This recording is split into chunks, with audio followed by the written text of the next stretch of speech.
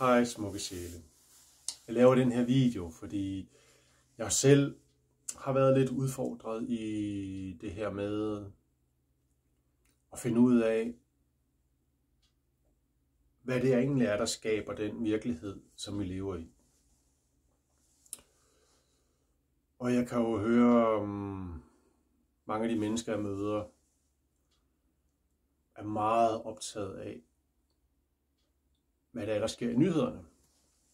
Som jeg plejer at prøve at sige, som også er gået op for mig, at nyhederne og tv'et, altså de programmer, der bliver serveret der, er en lille bitte brøkdel af, hvad der sker på vores planet. Og det er meget af det er død og ødelæggelse og destruktion og mistillid til andre mennesker. Og så er der lige god aften Danmark, god morgen Danmark. Faktisk. Jeg har ikke set tv og fjernsyn i årevis, fordi jeg begyndte at forstå, at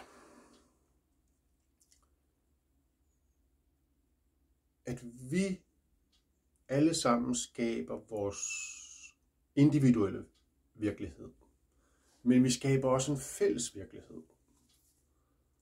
Og alt vi giver vores bevidsthed, opmærksomhed, følelser til, manifesterer sig i vores liv på en eller anden måde. Det kan godt være, at selvom vi tænker giraffer, så er det ikke giraffer, der manifesterer sig. Det er ikke sådan på den måde, ligesom når vi lærer i skolen 2 og 2 og 4 og så videre. Men der er nogle energifrekvenser i vores system. Vi er magnetiske væsener. Vi er skabende væsener. Vi manifesterer vores virkelighed i hver et sekund. Nu skaber vi en ny virkelighed. Og når vi kan logge ind i en anden frekvens og bevidsthed i os, så tiltrækker vi og manifesterer vi en anden virkelighed, end når vi lever i frygt, i misundelse og i vrede og you name it. Der er følelser og tanker, som tynger, som adskiller, og så er der følelser og tanker, som løfter, samler og healer, eller skaber frihed, skaber kreativitet.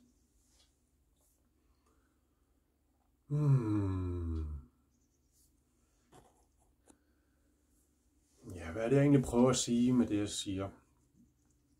Jeg kommer med et eksempel af min egen rejse.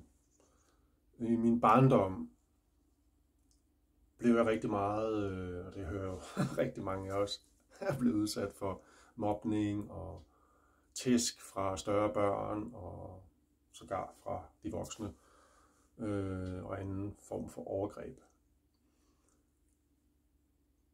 Og det har jo, som nogle af dem, jeg har gået til at behandle, beskrevet det som det her posttraumatiske stress, sammenlignet med, som om jeg havde været i en krigszone. Og det oplevede jeg også som barn nogle gange, at det var at skulle fra et sted til et andet, kunne være lidt ligesom at skulle igennem krigszonen, fordi hvis jeg stødte ind i det forkerte, så var der udsigt for tæsk og ubehagelig, påvirkning fra de her andre børn og unge.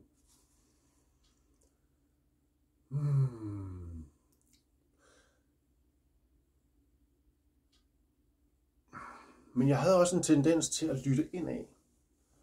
Og i den indre lytten og den her indre guidning, som jeg jo føler, jeg har haft med mig hele mit liv, fordi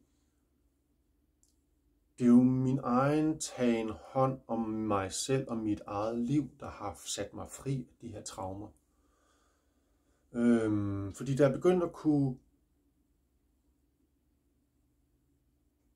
lade være med at kun at se det fra min side. Mig stakkel, det er synd for mig, jeg er et offer, og vrede mod de her mennesker.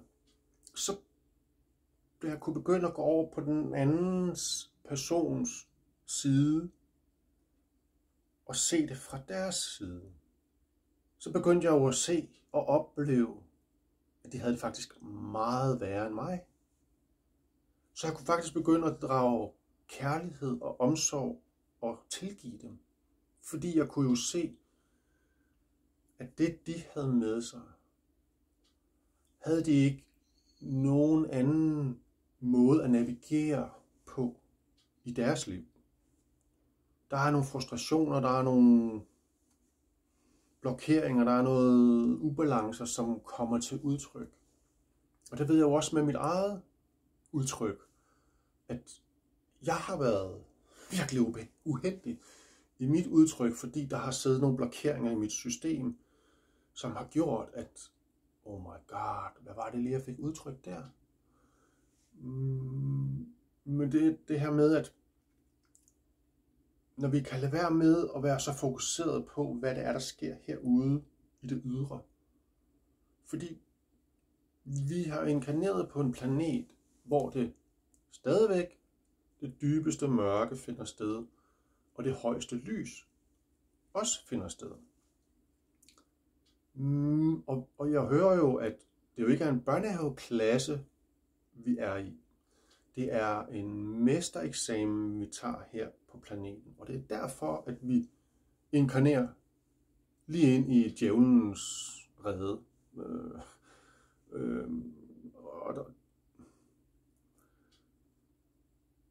Sagt på en lidt grov måde, men det er jo Antichrists bevidsthed, vores samfund er skabt i. Det er alt.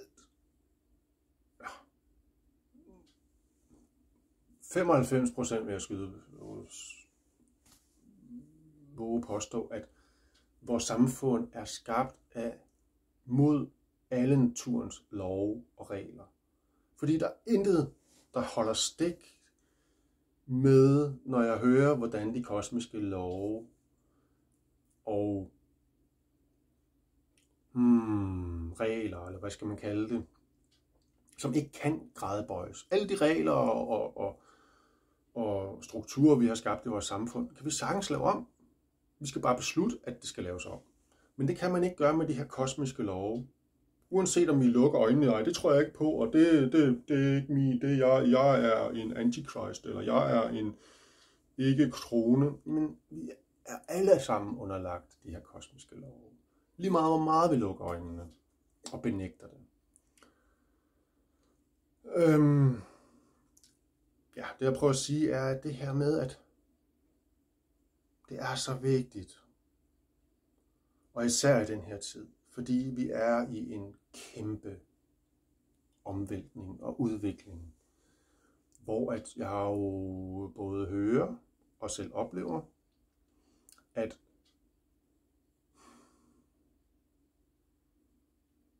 både bevidsthedsmæssigt, men også rent fysisk, er jorden ved at, hele vores solsystem er ved at splittes op. At der er begyndt at danne sig to veje. Adskillelse fra lyset og, hvad skal man sige, i den her nedadgående spiral, ned i materien. Og så er der en vej, der ligesom er i den opadgående spiral, der løfter, der healer, der er kreativitet, der er oprigtighed og kærlighed. Men vi jo alle sammen skaber igen fra vores indre. Så prøv at lade være med at lade dig påvirke så meget af det, der foregår i det ydre. Fordi det kan distrahere vores rejse, hvis vi tror, at det er det derude, vi skal klamre os til på vores rejse. Nej, vi skal faktisk give slip på det. Da jeg startede min spirituelle rejse, da jeg var teenager, måtte jeg lukke den her bog igen, fordi jeg kunne se, at den her bog beskrev en helt anden verden, som hele tiden vil forandre sig, som hele tiden vil udvikle sig, som hele tiden vil Det kan godt være, at jeg ser verden på den her måde i dag, men i morgen kan det være, at jeg ser verden på en helt anden måde, fordi jeg får nogle nye inspirationer til at sige, wow, er den også på den måde? Har den også de farver? Har den også de muligheder? Spændende. Og det er jo frygten, der gør, at vi ikke tør at give slip på det, vi har identificeret os med, som er andres overbevisninger, andres prægning af vores personlighed og vores bevidsthed, tanker og følelser. Og det er en kunst at finde ud af, hvad er mit, og hvad er prægning for andre i min bevidsthed. Og du har jo altid kernen af dig med. Og inde i vores hjerte er jo enhedens center, Guds hjerte, lever inde i vores hjerte. Vi er en trokopi af universet, skabelsens essens og bevidsthed, der kan skabe solsystemer, galakser, som jeg skrev i teksten i et andet opslag. Men når vi tør at stå herinde, og når jeg siger tør, fordi det har vi gjort i måske rigtig mange liv tidligere, hvor vi er blevet fuldstændig tæsket til hakkekød. Tro mig, jeg har været der. Men den rejse i os, det her med, at vi jo bliver udsat for lidelse, fordi vi har valgt at gå helt ind i, hvad vil det sige at være i den mest lidelsesfulde smerte, der er muligt. Hvad vil det kunne give mig af bevidsthed? Hvad vil det kunne åbne i min bevidsthed?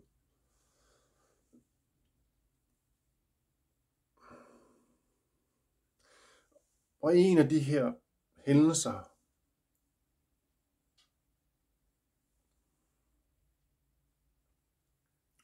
blev jeg nødt til at finde et stadie inde i mig selv, så jeg kunne holde smerten ud.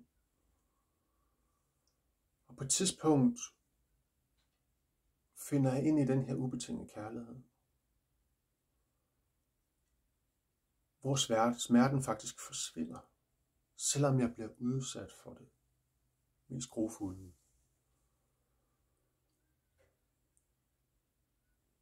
Og det er jo der, vores healing, rigtig healing, opstår. Det er jo, når vi tør at gå helt ind i kernen af skyggernes dal, af vores sjæls skyggedal, som det bliver kaldt. Og tør at åbne vores kærlighed og omsorg til os selv og dem, som har været involveret i de hændelser. Fordi når vi begynder at forstå, at det er jo bare en del af rejsen, det er jo bare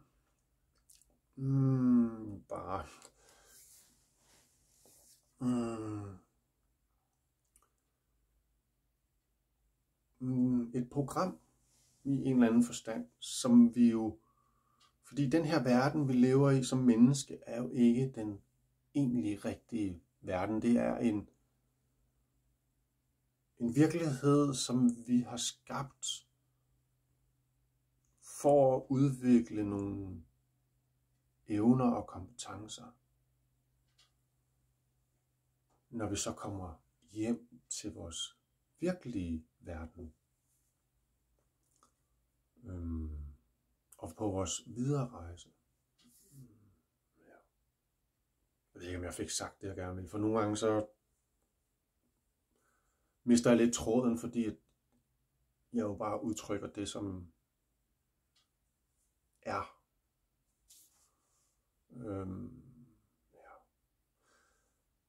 Jeg håber, at det her kan inspirere dig og støtte dig og hjælpe dig på din rejse. Fordi det er en tof tid, vi lever i. Det er udfordrende.